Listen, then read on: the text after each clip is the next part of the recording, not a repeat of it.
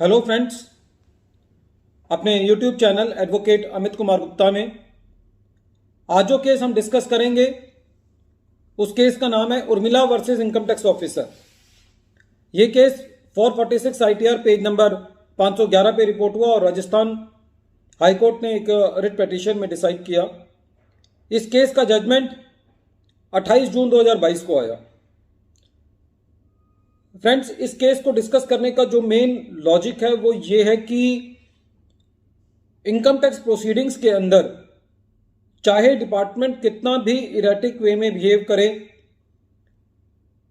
जो नोटिस भेजे उनके अंदर एप्लीकेशन ऑफ माइंड हो या ना हो, उसके अंदर रीजंस टू बिलीव रिकॉर्ड किए हों या ना किए हों, मुझे ऐसा लगता है एज ए प्रोफेशनल अब उसका कोई बहुत ज़्यादा मायना नहीं है।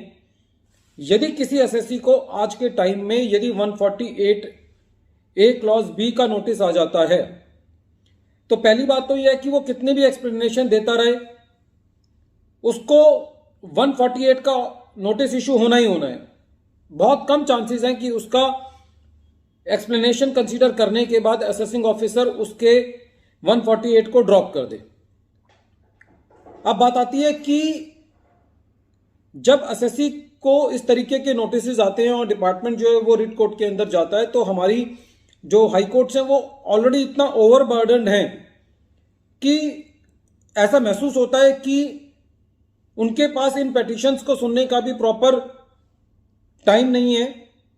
With due respect to the various honourable high courts, क्योंकि एक जनरल रूल ये है कि हाई कोर्ट्स जो है वो फैक्ट्स को एग्जामिन नहीं करेंगी और जितने भी ये notice section 148A clause B में आते हैं ये सारे फैक्ट्स पर ही बेस्ड होते हैं। तो यदि हम इनको लेकर के रिट में भी जाते भी हैं तो कोई बहुत ही पालेबल मिस्टेक होती है तो उन केसेस में रिवर्ट बैक हो जाता है। और अब तो काफ़ी सारे डिसीजन ऐसे भी हैं जिसमें कोर्ट ये कहती है कि भाई यदि आपको 148A क्लॉज डी का ऑर्डर आ गया और आपका 148 इशू भी हो गया है तो कौन सा अभी आपके ऊपर तलवार गिर गई। अभी तो आप अपनी असेसमेंट प्रोसीडिंग्स कराओ, अपनी बात कहो, उसके बाद देखा जाएगा। अभी तो आपकी एडिशन थोड़ी हुई है, अभी तो आपको खाली एक प्रोसीजर के अंदर जाना है। तो हाई कोर्ट जो है वो फैक्ट्स को एग्जामिन करने जो है वो उनके दायरे में नहीं आता, उनकी अपनी लिमिटेशंस हैं, चाहे वो टाइम को लेकर के है। लेकिन इन सारी परिस्थिति के अंदर जो एसएससी फंस गया है वो एक बहुत बड़ी तकलीफ की बात है। इस केस के अंदर एसएससी के बैंक अकाउंट में 34,01,000 रुपए डिपॉजिट हुआ। जब एसएससी को सेक्शन 148A क्लॉज बी का नोटिस आया तो 7 दिन का टाइम दिया। एसएससी ने टाइम मांगा, एसएससी को टाइम नहीं दिया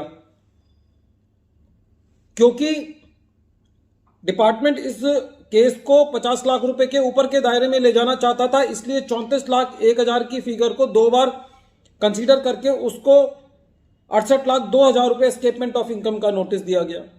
एसएससी ने कोर्ट में गुहार लगाई कि साहब ये तो इन्होंने मेरा 50 लाख की लिमिट को बाईपास करने के लिए इन्होंने एक फिगर को 2 बार ले लिया है। तो कोर्ट का कहना था कि ये तो एक फैक्ट की बात है और ये फैक्ट जो है वो डिटरमिन होगा जब आप 148 का अपना पूरा असेसमेंट कराएंगे। तो कोर्ट ने इस मैटर पे इंटरफियर करने से मना कर दिया। बात यह आती है कि हाई कोर्ट के पास इतना टाइम नहीं है, हाई कोर्ट फैक्ट्स एग्जामिन नहीं कर सकता, डिपार्टमेंट फैक्ट्स एग्जामिन कर नहीं रहा, वो चाहते नहीं है उसको एग्जामिन करना।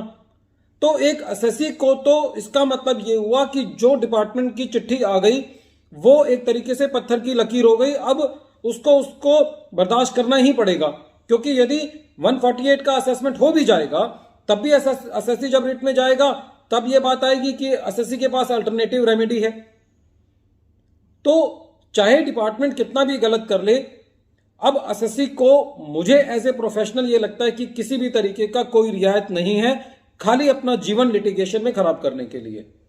इस केस के अंदर कोर्ट ने यह कहा कि वो 34,01,000 की फिगर है या 68,02,000 की फिगर है, ये आप अपने असेसमेंट के अंदर ये बताएं। हम इस मैटर को, क्योंकि ये फैक्ट की बात है, हम इसको एग्जामिन नहीं कर सकते। दूसरी बात, एसएससी ये बात कह रहा था कि साहब मैंने 7 दिन का टाइम मांगा, जो मुझे 7 दिन का टाइम दिया था सफिशिएंट नहीं था, इसलिए ये ऑर्डर फिर भी ठीक नहीं है, इसको रिवर्ट बैक होना चाहिए या ये क्वैश होना चाहिए। तो इस बात पे भी कोर्ट ने कहा कि आप कोई ऐसे एक्स्ट्रा ऑर्डिनरी सर्कमस्टांसेस नहीं बता पाए कि आपको क्यों और अर्जेंटमेंट चाहिए था। हालांकि असेसिंग ऑफिसर ने उस अर्जेंटमेंट को कंसीडर भी नहीं किया था, अपने ऑर्डर में भी ये नहीं लिखा कि असेसी ने अर्जेंटमेंट मांगी और मैंने नहीं दी। तब भी कोर्ट ने ये कहा कि फैक्ट्स ऑफ द सर्कमस्टांसेस के बेसिस पर assessee has not able to prove that there existed extraordinary circumstances to give the adjournment to the assessee.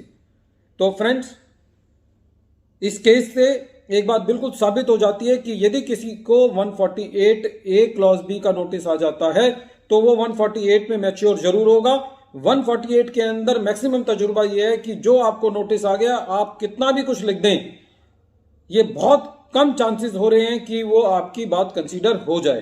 तो it is a very pity situation for the assessee. At the end of this video, once again I am repeating the name of the case. The name of the case is Urmila versus Income Tax Officer. Thank you friends.